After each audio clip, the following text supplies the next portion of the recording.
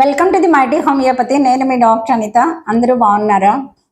నవడేస్ 5 ఏళ్ల పిల్లాడి నుంచి 80 ఏళ్ల వాళ్ళ దాకా కూడా కొంచెం తింటే కడుపు ఉబ్బరము, గ్యాస్ పట్టేసింది, గ్యాస్ట్రిక్, పైనుంచి గ్యాస్ వెళ్తుంది, కింద నుంచి గ్యాస్ వెళ్తుంది, పొట్ట ఉబ్బరము, తిన్నది అరగట్లేదు, హెవీగా అయిపోతుంది, కొంచెం తింటే హెవీగా అవుతుంది, గ్యాస్ పట్టేసింది, గ్యాస్ట్రిక్ అని చాలా మందిలో మనం వింటూనే ఉన్నాము.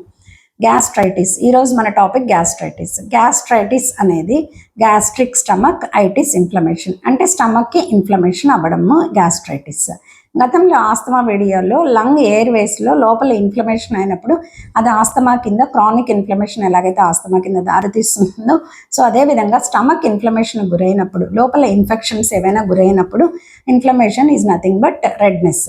సో స్టమక్ వాల్ ఏదైతే ఉందో, గ్యాస్ట్రిక్ అనేది పక్కన పెడితే స్టమక్, గ్యాస్ట్రిక్ అంటేనే స్టమక్ వాల్స్ ఏదైతే ఉందో ఆ మ్యూకోజల్ మెంబ్రెయిన్, లోపల ఇన్నర్ లైనింగ్ మెంబ్రెయిన్ ఏదైతే ఉందో అది ఇన్ఫెక్షన్ గురైనప్పుడు రకరకాల కారణాలతో అది ఇన్ఫ్లమేషన్ గురయ్యి నొప్పి, తీవ్రత, కడుపు నొప్పి. మొట్టమొదటి సిమ్టమ్ గ్యాస్ట్రైటిస్లో abdominal pain, epigastric pain, chest burn, heart burn, అంటే ఈ పార్ట్లో మండుతోంది, గ్యాస్ ఎక్కడి నుంచి ఇక్కడికి వస్తుంది, పొట్టంతా గ్యాస్ పట్టేసింది, ఉబ్బరంగా ఉంది, బ్లోటెడ్ అబ్డామెన్, సో తింటే అరగట్లేదు, అండ్ డిఫికల్టీ ఇన్ డైజెషన్ అనమాట, తింటే అరక్కపోవడము, లేదా కాన్స్టిపేషన్, లేదా తిన్నది పైకి వస్తుంది, gastro oesophageal reflux disease. And specially కొంతమందిలో ఏంటంటే ఈ గ్యాస్ట్రైటిస్ అనేది హెవీగా ఉండడం వల్ల వాళ్ళల్లో తప్పకుండా వీళ్ళు తినలేకపోవడం అనేది కూడా ఒక కారణం, అది అల్సర్కి దారితీస్తుంది. ఇలా గ్యాస్ట్రైటిస్ రకరకాలుగా మనుషుల్ని ఇబ్బంది పెడుతుంది. అసలు ఎందుకు వస్తుంది గ్యాస్ట్రిక్ ఇన్ఫ్లమేషన్, ఎందుకు వస్తుంది? First and foremost the causative factor is H pylori bacterial infection. ఇది నవేడేస్ అయితే కొన్ని పెద్ద హాస్పిటల్స్లో టెస్ట్ చేస్తున్నారు, శరీరంలో ఎక్కడైనా హెచ్ పైలోరీ ఇన్ఫెక్షన్ ఏమైనా ఉందేమో అనేసి. సో అంతగా అవేర్నెస్ అయితే అందరిలో రాలేదు. ఈ హెచ్ పైలోరీ బ్యాక్టీరియానే గ్యాస్ట్రిక్ మ్యూకస్ మెంబ్రెయిన్ తినేయడం వల్ల అది ఫర్దర్గా అల్సర్స్ కింద దారితీస్తుందని చెప్తున్నారు. అండ్ ఈ అల్సర్స్ ఇన్ ఫ్యూచర్ క్యాన్సర్స్గా మారుతున్నాయి. And specially smoking, alcohol, so ఆ కాల వేళల్లో తినడము, బయట జంక్ ఫుడ్ తినడము, పడని ఆహార పదార్థాలు తినడము, ప్రిజర్వేటివ్స్ వేసిన ఫుడ్స్ తినడము, పొద్దున టిఫిన్ చేసిన తర్వాత అది అరక్కముందే మరలా మధ్యాహ్నం భోంచేయడము, మధ్యాహ్నం అరక్కముందే రాత్రిళ్ళు భోంచేయడము, లేదా లేట్ నైట్ భోంచేయడము, ఇంకా తప్పకుండా ఇది అరక్కపోవడము, ఈ GRD, gastro oesophageal reflux disease, పడుకున్న వెంటనే త్రేన్పులు రావడము, పైకి తన్నినట్టు ఉంటుంది, మంట పుడుతుంది, సో బర్న్ ఉంటుంది, ఇవన్నీ కూడా దీని సిమ్టమ్సే. So gastro oesophageal reflux disease అనేది, గర్డ్ అనేది చాలామంది సఫర్ అవుతూ క్లినిక్ రావడాలు అయితే జరుగుతున్నాయి. ఎందుకు వస్తుంది అని అంటే ఈసోఫేగస్ అనేది ఒక అన్నవాహిక, అంటే అన్నం పంపించే పైప్. ఇదేం చేస్తుందంటే ఫుడ్ తిన్న తర్వాత అది స్టమక్లోకి ఆహారాన్ని పంపించాలి, అంతే తప్ప దీనికి కెపాసిటీ ఏం లేదు. అది పైనుంచి లోపల నుంచి బయటకు తనడం అనే కెపాసిటీ అయితే లేదు. కానీ ఇక్కడ ఒక స్పింక్టర్ అనేది ఉంటుంది, అంటే స్టమక్కి ఈసోఫేగస్కి మధ్యలో ఒక స్పింక్టర్ అనేది ఉంటుంది. ఈ స్పింక్టర్ లూజ్ అవ్వడం వల్ల స్టమక్లో ఉండవలసినటువంటి గ్యాస్ ఏదైతే యాసిడ్, సో యాసిడ్ అనేది మనకు ఒక డిఫెన్స్ మెకానిజం, అంటే మనల్ని కాపాడుతుంది అనమాట. లోపల ఏదైనా బ్యాక్టీరియా వెళ్ళినా, లేదా ఏదైనా అన్వాంటెడ్ ఆహార పదార్థాలు వెళ్ళినా, ఏదైనా ఇన్ఫెక్షన్ వెళ్ళినా ఈ యాసిడ్ ఏం చేస్తుంది, కిల్ చేస్తుంది. అదే సర్టన్ టైంలో ఫుడ్ వెళ్తే తప్పకుండా అది ప్రాపర్ ఫుడ్ అయినప్పుడు అది చక్కగా డైజెస్ట్ చేసుకోవడానికి యాసిడిక్ సెక్రెషన్ అనేది మన స్టమక్లో అది ఎప్పుడు జరుగుతూ ఉంటుంది. సో ఎప్పుడైతే మనిషి హెవీ వెయిట్ అవుతారో, లేదా ఫ్యాటీ ఫుడ్స్ ఎక్కువ తీసుకుంటారో, లేదా పొట్ట బరువు ఎక్కువ పెరుగుతుందో, లేదా ఆల్కహాల్, స్మోకింగ్ ఇవేవైతే జరుగుతాయో అప్పుడు ఆ స్పింక్టర్ అనేది లూజ్ అవ్వడం వల్ల ఉండవలసిన యాసిడ్, స్టమక్లో ఉండవలసిన యాసిడ్ అది పైకి తనడం వల్ల ఈసోఫేజియల్ రిఫ్లక్స్ డిజీజ్ అని అంటున్నాము. ఆ రిఫ్లక్స్ ఇలా మీదకి రావడం వలన బర్నింగ్ అనేది రావడం జరుగుతుంది. సో మేము చదువుకునే రోజుల్లో అనాటమీ డిసెక్ట్ చేసినప్పుడు, హ్యూమన్ బాడీ డిసెక్ట్ చేసినప్పుడు స్టమక్ ఎంత పల్చటి లేయర్ అంటే, ఇంత పల్చటి లేయర్ ఉన్న స్టమక్లోకి ఇన్ని రకాల ఆహార పదార్థాలు వేస్తాము అని అనిపించేది. కానీ నవేడేస్ చిన్న వయసు నుంచే రకరకాల కూల్ డ్రింక్స్కి అలవాటు పడిపోవడం, జంక్ ఫుడ్కి అలవాటు పడిపోవడం, సో మన ఇర్రెగ్యులర్ డైటరీ హ్యాబిట్స్ వల్లనే నవేడేస్ చాలామంది గ్యాస్ట్రైటిస్తో సఫర్ అవుతున్నారు. కొంతమంది నిద్ర లేస్తే ట్యాబ్లెట్ వేయకుండా వాళ్ళు భోజనం చేయలేరు, సో అంతగా వాళ్ళకి గ్యాస్ పట్టేస్తుంది. వచ్చినప్పుడు పొట్ట ఉబ్బరిచ్చేసింది, బ్లోటెడ్ అబ్డామెన్ ఉంది, హెవీనెస్ ఆఫ్ అబ్డామెన్ ఉంది అని ఎందుకు చెప్తూ ఉంటారంటే because of acidic.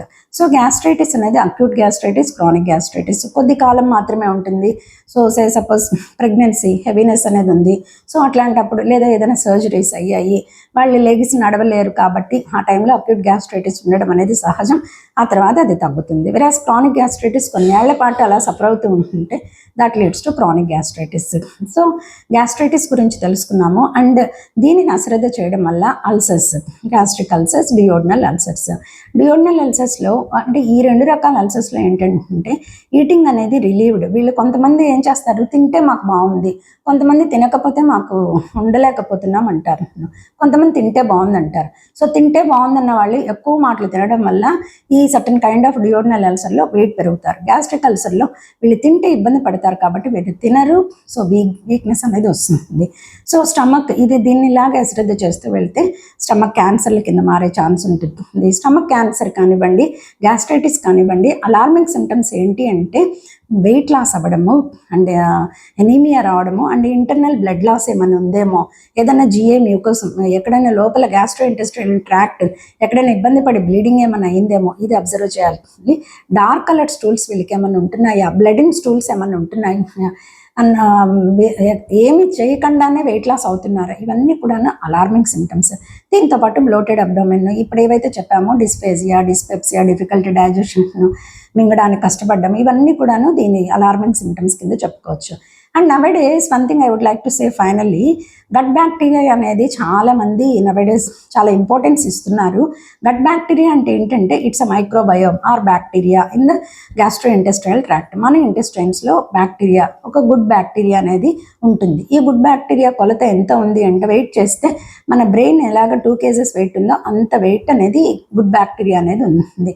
So gut బ్యాక్టీరియాలో good bacteria అనేది ఉంటుంది కాబట్టి గుడ్ బ్యాక్టీరియా ఉండడం వల్ల మన శరీర భాగాలన్నిటికీ కూడా గ్యాస్ట్రైటిస్ రాకుండా తిన్న ఆహార పదార్థాలు డైజెషన్ చేసుకోవడానికి ఆ హెల్దీ బ్యాక్టీరియా ఉంటేనే చాలా మందిలో హెల్త్ ఉంటుందని ఇప్పుడు గట్ బ్యాక్టీరియాకి చాలా ఇంపార్టెన్స్ ఇస్తున్నారు. ఇది పెరగడానికి మనం ఏం చేయాలి అంటే first and foremost high fibre diet తీసుకోవడము, ప్రిజర్వేటివ్స్ ఏమీ లేని పదార్థాలు తీసుకోవడము అండ్ ప్రోబయోటిక్ ఎంజైమ్స్ ఉన్న పదార్థాలు తీసుకోవడము, రెగ్యులర్ ఎక్సర్సైజ్ చేయడము అండ్ ఆల్కహాల్ స్మోకింగ్ ఉన్న వాళ్ళు మానేయడము, ఏదైనా క్రానిక్గా మందులు వాడుతూ ఉంటే ఆ మందుల నుంచి మ్యాక్సిమం తగ్గించుకోవడానికి ట్రై చేయడము, సర్టన్ కైండ్స్ ఆఫ్ స్టిరాయిడ్స్ కానివ్వండి, ఏదైనా సర్టన్ కైండ్స్ ఆఫ్ మెడిసిన్స్ వాటి నుంచి పూర్తిగా బయటికి రావడము అండ్ డైటరీ హ్యాబిట్స్ మార్చుకోవడం, ఇవన్నీ చేయడం వల్ల మన శరీరంలో గట్ బ్యాక్టీరియా అనేది పెంచుకోవచ్చు.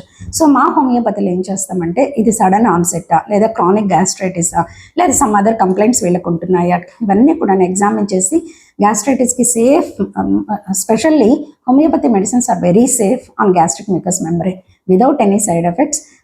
ఈ కంప్లైంట్స్ ఏవైతే నేను మాట్లాడానో ఎవరికి ఉన్నా కూడాను తప్పకుండా హోమియోపతి చూస్ చేసుకోండి. అందరూ ఆరోగ్యంగా ఉండండి. సరైన ప్రికాషన్స్తో ఉన్నటువంటి గ్యాస్ట్రైటిస్ని త్వరగా తగ్గించుకోవడానికి మీ వంతు diet, exercise, stress relief, stress వల్ల కూడా గ్యాస్ట్రిక్ ఇండ్యూస్ అవుతుంది. హిక్కప్స్ ఆల్సో, పర్సిస్టెంట్ హిక్కప్స్ ఎవరికైతే వస్తున్నాయో వాళ్ళకి గ్యాస్ట్రిక్ మ్యూకస్ మెంబ్రేన్ హిక్కప్ రిఫ్లెక్స్ అనేది పెంచుతుంది. తర్వాత స్ట్రెస్ తగ్గించుకోవడము, స్లీపింగ్ ప్యాటర్న్ పెంచుకోవడము, సరైన రీతిలో అవగాహన పెంచుకుంటే తప్పకుండా అందరూ గ్యాస్ట్రైటిస్ నుంచి విడుదల పొందవచ్చు. ఎవరికైతే ఈ ప్రాబ్లం ఉందో వాళ్ళకి తప్పక ఈ వీడియో సహకరిస్తుందని ఆశిస్తున్నాను. తప్పకుండా మైటీ హోమియోపతిని విజిట్ చేయండి. And homeopathy medicines are very best and it is very helpful for in gastritis individuals. So stay tune to the Mighty homeopathy and always welcoming homeopathy and సదా మీ వైద్య సేవలో మీ డాక్టర్.